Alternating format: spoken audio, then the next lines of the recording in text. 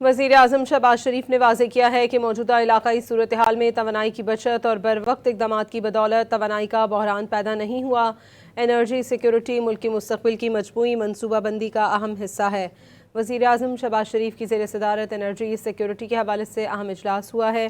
اجلاس کو آگاہ کیا گیا کہ ملک میں اس وقت پیٹرولیم کے وافر ذخائر موجود ہیں۔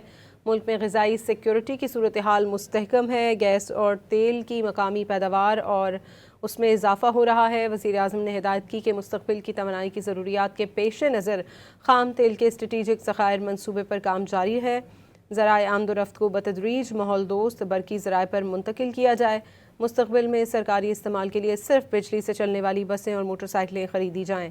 ای وی کے لیے چارجنگ سٹیشنز کے قیام کے لیے مزید تیزی سے اقدامات کیے جائیں۔